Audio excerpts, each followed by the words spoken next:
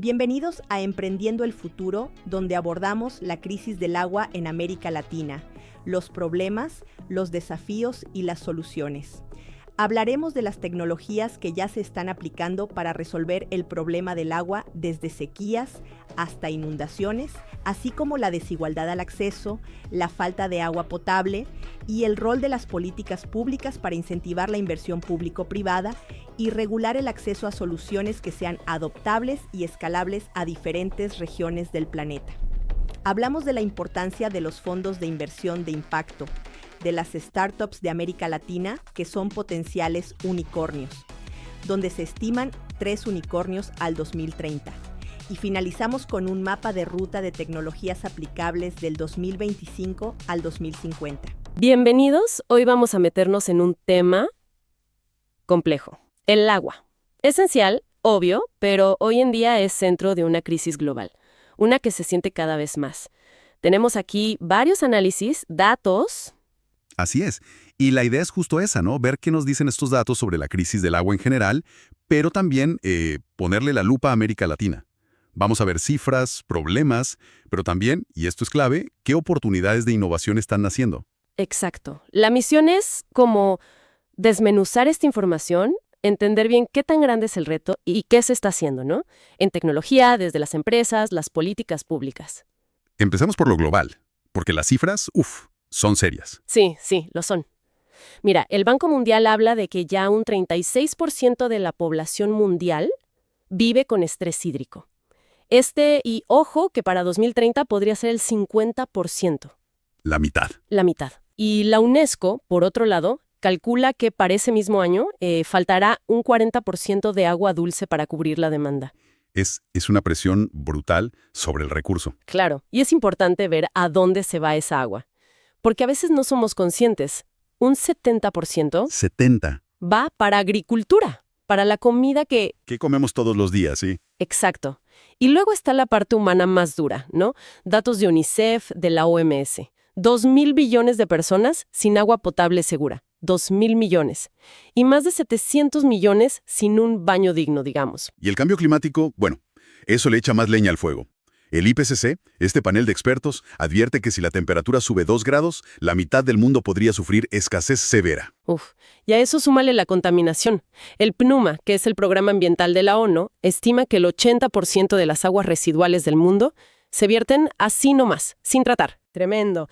Y todo esto, claro, genera más desigualdad, riesgos económicos enormes. Se habla de afectar hasta un 20% del PIB mundial, Más sequías, más inundaciones, problemas de salud. Pero bueno, frente a este panorama tan gris, hay luz. Se abren puertas. Pues sí, y es interesante cómo la necesidad empuja, ¿no? Estamos viendo un boom de innovación. Inteligencia artificial para gestionar mejor el agua, desalinización más barata y eficiente que es vital en zonas secas, nanotecnología para purificar. Es un mercado que podría valer $1 billón pronto, para 2030. ¿1 billón? Sí. Y también crece la inversión con criterios sostenibles, lo que llaman ESG, y la cooperación entre países para cumplir el ODS 6, el de agua limpia. Ok, buenísimo. Aterricemos ahora en nuestra región, en América Latina, que es como la gran paradoja, ¿no? Tiene casi 1/3 del agua dulce del planeta. Un montón. Pero los análisis dicen que está súper mal distribuida. ¿Cómo se ve eso en la práctica? Exactamente. La CEPAL lo dice claro. Mala distribución. Tienes la Amazonía, con muchísima agua, pero luego ciudades enormes como Lima, Santiago, Bogotá, Ciudad de México, que sufren estrés hídrico. El Banco Mundial calcula que son 150 millones de personas afectadas solo en las ciudades. Y los extremos climáticos, bueno, los hemos visto, ¿no? La sequía terrible en Chile que duró más de 10 años, o las inundaciones tremendas en Brasil hace poco. Sí, devastadoras. Y la CEPAL dice que en promedio la región tiene una inundación cada 15 días. O sea, cada 15 días el costo debe ser altísimo, en vidas y en dinero. Altísimo. Y súmale la contaminación. El PNUMA calcula que el 70% de los ríos y lagos aquí están contaminados. Y la brecha de acceso sigue ahí. 90% de cobertura de agua potable en ciudades, pero solo 65% en el campo. Y ese dato de México me llamó la atención. Que baja la disponibilidad por persona y que se pierde. Un 40% del agua en fugas. Es casi la mitad. Un 40%, sí, según datos de Conagua y del IMCO. Es una barbaridad. Entonces, tienes sobreexplotación de acuíferos, contaminación, estas fugas gigantes. Todo eso golpea más a los que menos tienen. Pero, como decías, ¿qué se está haciendo? ¿Cómo responde la región? Eso, ¿qué innovaciones vemos? Pues mira, surgen cosas interesantes. Donde hay estrés hídrico fuerte, como en Atacama, se impulsa la desalinización, buscando que sea con energía solar. Para las inundaciones y la contaminación, se mira más a la naturaleza, los fondos de agua que invierten en cuidar las cuencas. Ah, sí, he oído de eso. O el diseño de ciudades esponja, para que absorban mejor la lluvia. Y para las fugas o para llevar agua a zonas aisladas, ¿hay tecnología específica? Sí, para detectar esas fugas masivas, como el 40% de México, ya hay tecnología. Drones con sensores especiales, por ejemplo. Y para el acceso, hay emprendimientos como Isla Urbana en México que ponen sistemas para captar agua de lluvia en comunidades que no tienen red. Captación de lluvia. Exacto. Incluso políticas públicas, como en Monterrey, que usan sensores, el Internet de las cosas, para gestionar mejor el agua. Hay potencial en la región, para ser un foco de soluciones. Bien. Entonces, para ir cerrando, lo que hemos visto hoy, según las fuentes, es que el desafío del agua es global y es enorme. América Latina tiene esta paradoja de mucha agua, pero mal repartida y con problemas serios. Pero no todo es negativo. Están surgiendo tecnologías, políticas nuevas, se está volviendo a mirar a la naturaleza. Exacto. Y eso nos deja quizás con una pregunta para reflexionar, ¿no? Viendo la cantidad de inversión que se necesita, la urgencia del clima, ¿cómo encontramos el balance justo en América Latina? ¿Cuánto le apostamos a la gran tecnología centralizada? ¿Cuánto a políticas fuertes de los gobiernos? ¿Y cuánto al poder de lo local, de las comunidades, de cosas como la cosecha de lluvia, para que de verdad tengamos un futuro con agua para todos, sostenible y justo? Justamente vamos a meternos a fondo en las tecnologías que están surgiendo para manejar estos extremos del agua. Que ya están aquí, digamos. Sí, nuestro análisis se basa en cómo se están usando ya mismo en la región. La misión es entender cómo estas herramientas ayudan a optimizar el uso, a prepararnos mejor, ¿ok? Entremos en materia. Perfecto, porque la urgencia es palpable, lo que vimos con la megasequía en Chile, por ejemplo. Tremendo. O las inundaciones terribles en el sur de Brasil. Nos grita que las soluciones de siempre ya no alcanzan. Necesitamos innovación, pero ¡ya! Definitivamente. Una primera línea que se menciona mucho es la digitalización. Esto de los sensores, ¿no? El Internet de las Cosas, o IoT.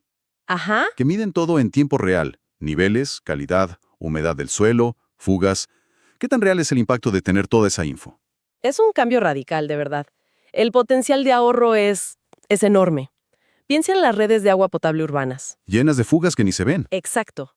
Ahí se puede reducir la pérdida hasta en un 40%. Un 40%. Y en agricultura, optimizar el riego, ahorros de hasta 50% de agua. ¡Wow! Lo fascinante aquí es eso, pasar de estimar más o menos dónde se pierde agua a identificarlo con precisión y actuar casi de inmediato. Suena muy lógico. ¿Y tenemos algún caso así concreto, donde esto ya haya marcado una diferencia clara? Absolutamente. Pensemos en Monterrey, en México, durante la sequía tan fuerte que tuvieron en 2022. Sí, me acuerdo. Usaron una plataforma GoAigua, de hídrica. Y gracias a esos sensores y al análisis de datos, detectaron fugas ocultas y lograron ahorrar, fíjate, 1.2 millones de litros diarios. 1.2 millones diarios, en plena crisis. Imagínate, es un impacto directo. Impresionante, la verdad.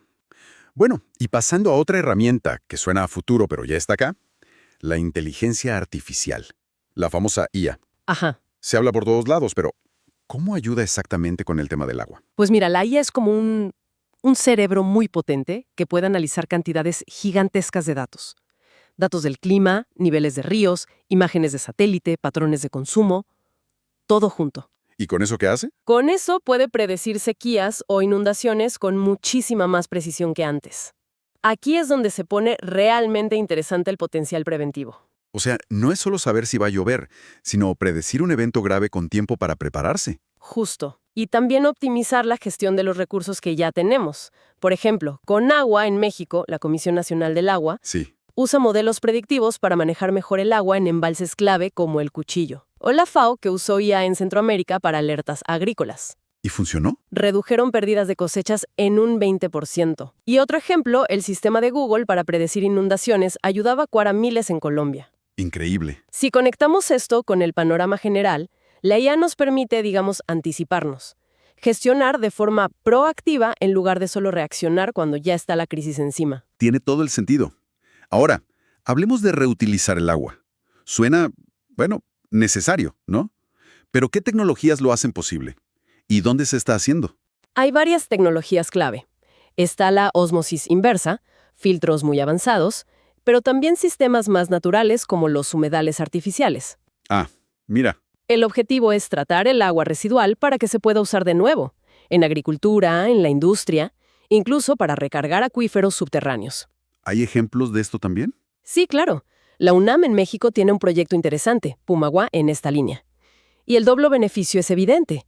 Le quitas presión a los ríos y lagos. Y menos contaminación que llega a ellos. Exacto. Un ejemplo que a mí me parece espectacular es la biofactoría Gran Santiago, en Chile, de aguas andinas. ¿Qué hace esa planta? Es una planta súper avanzada que trata y recicla el 86% del agua residual de Santiago, principalmente para riego agrícola e industria. Fue clave durante su megasequía. 86%, es muchísimo. Pero antes mencionaste algo interesante sobre la percepción. ¿Qué hay de la aceptación de usar agua reciclada? ¿Es un obstáculo real? Uy, sí. Esto plantea una pregunta importante sobre las barreras culturales. Técnicamente, se puede producir agua reciclada de altísima calidad, casi potable, pero lograr la confianza del público para usos más directos sigue siendo un desafío en muchas partes. Entiendo. ¿Es un tema cultural también? Definitivamente. Bueno, y otra idea que está ganando terreno es usar a la propia naturaleza para ayudarnos. ¿Cómo funcionan estas soluciones basadas en la naturaleza? Las SBN. Se trata de combinar infraestructura verde, por así decirlo. Reforestar cuencas, restaurar humedales, poner techos verdes en las ciudades. Combinar eso con tecnología. ¿Para qué? ¿Cuál es el fin? La idea es ayudar a la naturaleza a hacer su trabajo de manera más eficiente. Que capture el agua de lluvia, que permita que se infiltre al subsuelo, recargando acuíferos. Ah, claro. Y que frene las inundaciones. Es como intentar crear ciudades esponja, que absorban el agua en vez de solo canalizarla rápido. Suena más amable con el planeta, pero es igual de efectivo que las grandes obras de concreto, digamos. Muchas veces sí, y con beneficios extra. Mejoran la resiliencia, restauran la biodiversidad y, a menudo, son más baratos a largo plazo. ¿Y dónde se aplica esto? Un gran ejemplo son los fondos de agua, que apoya The Nature Conservancy, TNC. Ciudades como Quito, Bogotá, São Paulo invierten en conservar sus cuencas altas, los páramos, los bosques. Para proteger su fuente de agua. Exacto.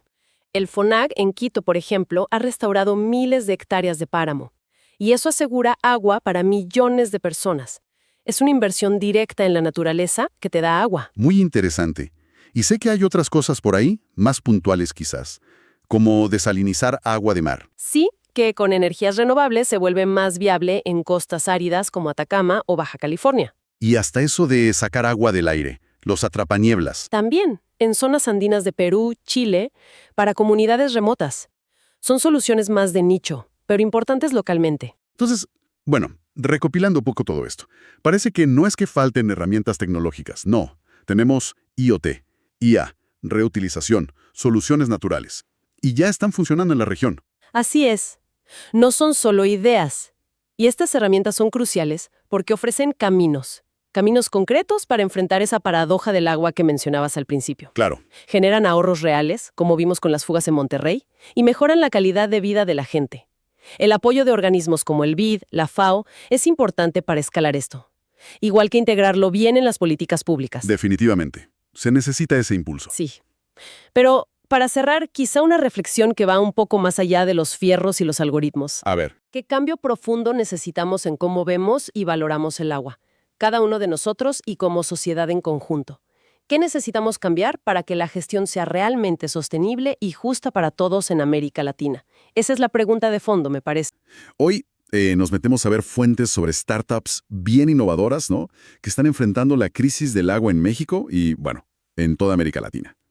Ninguno es todavía un unicornio, de esos de $1,000 millones, pero ojo, su impacto ya es enorme. Queremos entender un poco qué hacen, por qué son tan importantes y, claro, qué les impide crecer, pues a lo grande. Ok, vamos a ver esto. Empecemos por México, ¿te parece? Primero, Isla Urbana. Ellos lo que hacen es diseñar e instalar sistemas para captar agua de lluvia. Ajá. En ciudades, en zonas rurales, usan filtros, tanques, todo de bajo costo, fácil de mantener. Suena muy práctico. Y lo es, ya tienen más de 30.000 sistemas instalados. Eso beneficia como a 200.000 personas. ¡Wow! 200,000 personas. Sí, y un caso bien concreto. En Iztapalapa, allá en Ciudad de México, le dieron agua a 5.000 estudiantes. Fíjate, eso es clave.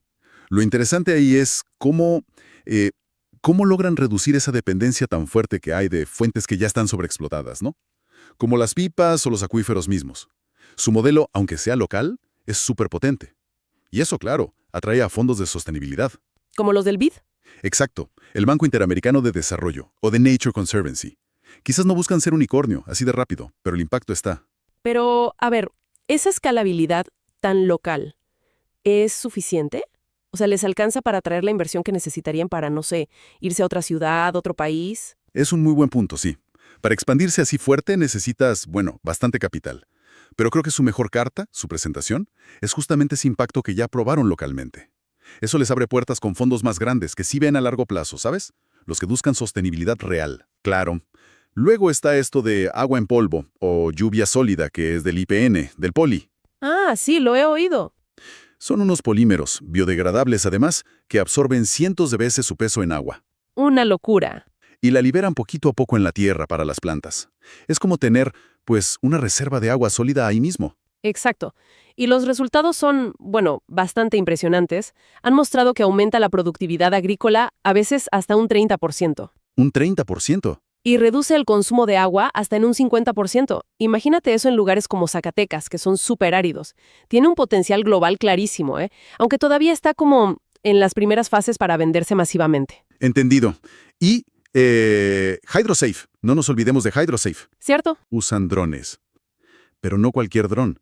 Llevan cámaras térmicas, sensores acústicos y le meten inteligencia artificial para encontrar fugas de agua escondidas en las tuberías. Que son un problemón. Gigante. Según Conagua aquí en México, se pierde hasta el 40% del agua solo por fugas. 40%.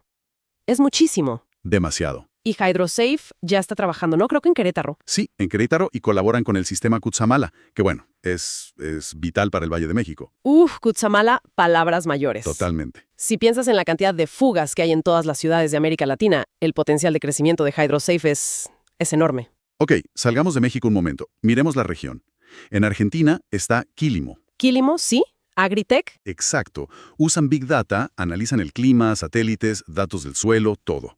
Y Machine Learning para decirle al agricultor exactamente cuánta agua usar y cuándo. La idea es cero desperdicio. Optimización total del riego. Total. Ya están en varios países, México incluido. Y consiguieron $11 millones en inversión sería. Una ronda importante, sí. Para escalar. Y tienen detrás a gente como Coca-Cola, Danone. Claro, ese respaldo corporativo es una señal fuerte. Quilimo es un gran ejemplo de Agritech que mira en la sostenibilidad. Esa combinación de respaldo y expansión regional, pues sí, la pone como una candidata interesante para crecer mucho. Quizá no unicornio mañana, pero sí a mediano plazo. Hay un caso muy bueno en Mendoza, con viñedos. Les ayudaron a bajar un 25% el uso de agua. Eso es concreto. Muy concreto. Y también de Argentina, aunque ahora su sede está en San Francisco. Waterplan. Waterplan. Ellos van más por el lado corporativo, ¿verdad? Sí, ayudan a empresas grandes, mencionan a Coca-Cola, Colgate, Danone otra vez, a manejar su riesgo hídrico. ¿Y cómo lo hacen? Pues usan IA, datos de satélite, para monitorear las cuencas de agua, predecir si habrá problemas, escasez. Interesante. Gestión de riesgo puro. Exacto. Y también levantaron $11 millones hace poco. Tiene sentido. Su modelo es B2B, directo a empresas, y justo ahora, con todo el boom de los criterios ESG, ambiental, social, gobernanza, pues, encaja perfecto. Eso les da mucha escalabilidad y los hace atractivos para inversores globales. Sé que lograron bajarle un 15% el consumo de agua a un embotellador en Brasil, por ejemplo. Buen dato. Y rápido, en Chile. Está Capta Hydro. Sí, ellos modernizan canales de riego, ¿no? Con sensores. Eso. Sensores IoT conectados a Internet para gestionar el agua de forma más eficiente. Y Algramo, que aunque es más famosa por lo de reducir plásticos... Sí, su modelo de rellenar envases. Exacto. Pues indirectamente también ayuda con el agua, ¿no? Al reducir la necesidad de fabricar tantos envases nuevos que gasta muchísima agua. Cierto. El impacto indirecto. Capta Hydro. Por su lado, ha mejorado la eficiencia del riego hasta en un 40% en zonas áridas, en Chile y Perú. Y al gramo, que hasta el Foro Económico Mundial la ha reconocido, nos muestra cómo la sostenibilidad es como una red, ¿no?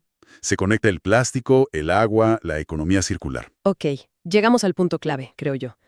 Tenemos todas estas soluciones, tecnología súper avanzada, atienden una necesidad vital.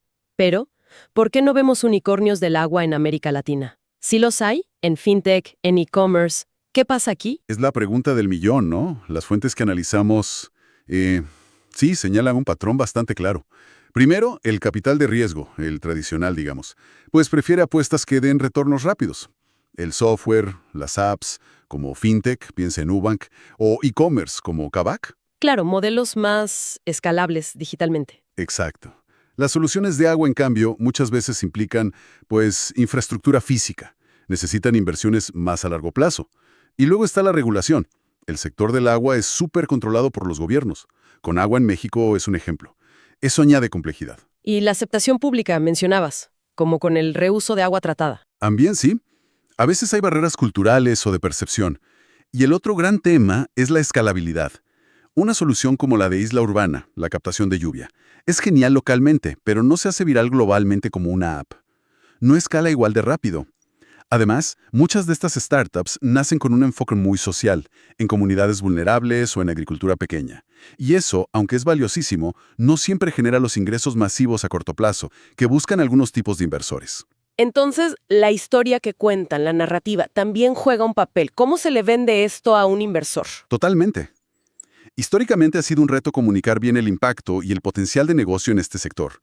Pero, y este es súper importante, el interés global en ESG está cambiando las cosas. Y mucho. Ajá. Startups como Kilimo, Waterplan e incluso Capta Hydro, que combinan tecnología fuerte, datos, un enfoque claro B2B o agritech, ellas sí están muy bien posicionadas ahora. Pueden capitalizar esta tendencia, atraer esa inversión de impacto que busca algo más que el retorno rápido y escalar internacionalmente. Incluso leí un escenario, más bien hipotético, ¿no? Donde una isla urbana, si lograra expandirse a otras grandes ciudades como Lima o Bogotá y consiguiera una inversión muy fuerte, pues quizás sí podría llegar esa valoración de unicornio. Vale, entonces queda claro. Hay un ecosistema súper dinámico, innovador, enfrentando un desafío, bueno, monumental para la región. Quizá la etiqueta de unicornio todavía no está ahí, en el sector agua específicamente, pero el valor real, el impacto de estas empresas, eso es innegable. Exacto. Y esto nos deja con una reflexión importante, creo. ¿Será que necesitamos reevaluar un poco qué significa valor en una startup? Más allá de la cifra de la valoración financiera rápida, ¿cómo medimos el impacto de asegurar un recurso tan fundamental como el agua para millones de personas, para la salud de nuestros ríos, nuestros ecosistemas? Quizás ahí está el verdadero valor, ¿no? Ese que a veces se nos escapa un poco en la carrera por el próximo unicornio. Y para cerrar este episodio, qué mejor que mirar al futuro del agua y la tecnología.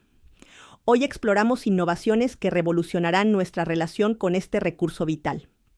Desde nanotecnología purificadora hasta granjas acuáticas flotantes y ciudades que reciclan cada gota y océanos limpios. ¿Te imaginas trajes que extraen agua del aire? Este mapa de ruta 2025 a 2050 nos muestra un futuro donde la escasez del agua será cosa del pasado si nos sumamos a esta revolución azul. Piensa cómo involucrarte en este emocionante futuro hídrico. Hola, hoy exploramos un tema crítico, el futuro del agua en América Latina. Tenemos extractos de un documento bastante interesante, el mapa de ruta del agua, que mira hacia, hasta 2050. Así es. La pregunta central es, ¿pueden la tecnología, la inversión y las políticas que propone este mapa realmente asegurar el agua para la región en las próximas décadas? Vamos a desglosarlo un poco. Es una hoja de ruta bastante ambiciosa, ¿eh? Para empezar, proyecta una integración tecnológica fuerte ya para 2030. ¿Tecnológica en qué sentido? Pues, habla de usar mucho la inteligencia artificial, la IA, ¿no? Para analizar datos, tomar decisiones y también el Internet de las Cosas, el IoT, para gestionar el agua casi en tiempo real. Mucho más eficiente. Suena potente. El documento pone a Bogotá como ejemplo. Dice que podrían reducir fugas de agua del 30% a menos del 5%. Exacto. Para 2030. Con redes digitalizadas. Pero a ver, ¿implementar eso en una ciudad tan grande es realista en ese tiempo, según el mapa? Bueno, el mapa Lo plantea como un objetivo posible con la tecnología que viene, ¿no? Sensores IoT más avanzados, redes 5G, quizás 6G. Aunque sí, claro, el desafío es enorme. Claro. Y la visión para 2050 va todavía más allá. Habla de nanotecnología, bioingeniería. ¿Nanotecnología? ¿Para el agua? Sí, para purificar, para distribuir, buscando ya el acceso universal. Mira, se espera que la IA predictiva Ajá. tenga una precisión del 95% para predecir sequías e inundaciones. Algo que ya se empieza a usar, ¿eh? Mencionan a Conagua en México con el sistema Cutzamala. Entiendo. Y lo de la nanotecnología, eso sí suena casi a ciencia ficción. ¿Cómo funcionarían esos nanofiltros que dice el documento? Bueno, imagina materiales como el grafeno, una capa de carbono súper delgada con poros diminutos. Estos filtros podrían atrapar contaminantes muy, muy pequeños que hoy se escapan. Y, según el mapa, usando menos energía y bajando costos, hasta un 50%. ¡Wow! Un 50% menos. ¿Sí? Y visualizan ciudades como Lima, por ejemplo, reciclando el 90% de sus aguas residuales para consumo humano hacia 2040. Increíble. Y también mencionan desalinización más barata, captura de agua atmosférica. Esto último para comunidades como los Wayuu, en La Guajira, ¿no? Exacto. Atrapanieblas, condensadores más avanzados. Pero, claro, toda esta tecnología... Necesita una inversión gigante. Justamente. Y aquí el mapa proyecta, bueno, un salto enorme. Pasar de unos $500 millones anuales hoy, en inversión en tecnología hídrica en la región, Ajá. a 5.000 millones para 2030, anuales. 5.000 millones. Es una cifra brutal. ¿Y de dónde saldría todo ese capital? Es creíble esperar eso. Bueno, el documento identifica varias fuentes, fondos de impacto, ESG. Los que buscan retorno social y ambiental además del financiero. Esos mismos. Mencionan a SoftBank, BlackRock, también más plata de bancos multilaterales como el BID, el Banco Mundial, duplicando su financiamiento, dicen. Entiendo. Incentivos de gobiernos, claro, y hasta crowdfunding o bonos verdes específicos para agua. Ponen un ejemplo de un consorcio BID-SoftBank invirtiendo fuerte en desalinización solar en Chile y México. O sea, una mezcla de público y privado. Exacto.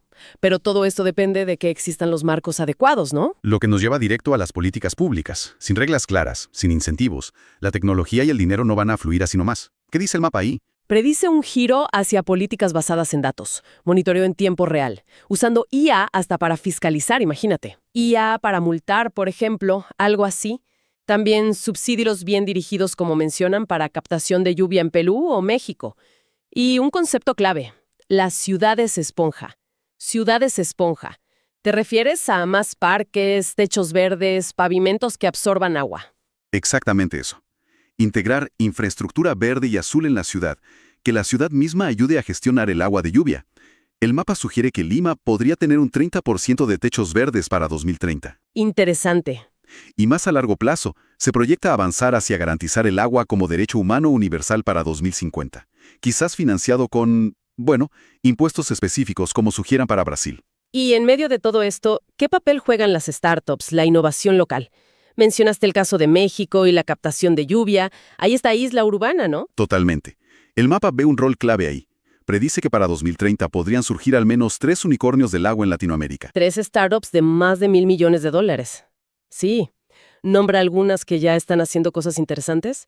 Quilimo en riego inteligente con IA, Waterplan en gestión de riesgo hídrico para empresas, la misma Isla Urbana, Capta Hydro en Chile. Hay potencial, ¿eh? Entonces, si miramos el panorama completo hacia 2050, la visión es de una gestión del agua mucho más integrada, ¿no? Tecnología de punta, sí, pero también soluciones basadas en la naturaleza, economía circular con mucho reciclaje de agua. Esa es la idea final. Un enfoque holístico. La cronología que sugieren es IoT e IA dominando esta década. Ajá. Luego, nanotecnología y desalinización expandiéndose en los 30s. Y ya en los 40s, la bioingeniería, la captura atmosférica más generalizadas. Suena bien, pero ¿y los peros? Claro, el documento los reconoce. Barreras financieras, obvias, resistencia cultural. No es fácil aceptar el reuso de agua, por ejemplo. Y la desigualdad, que sigue siendo un tema enorme en el acceso. En resumen, este mapa de ruta dibuja una transformación.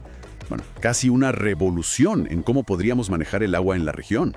Una visión muy impulsada por la tecnología, que necesita inversiones gigantes y políticas públicas inteligentes, adaptables. Una visión donde Latinoamérica no solo adopta tecnología, sino que, bueno, podría hasta liderar en innovación hídrica. Pero sí, el camino tiene sus desafíos grandes.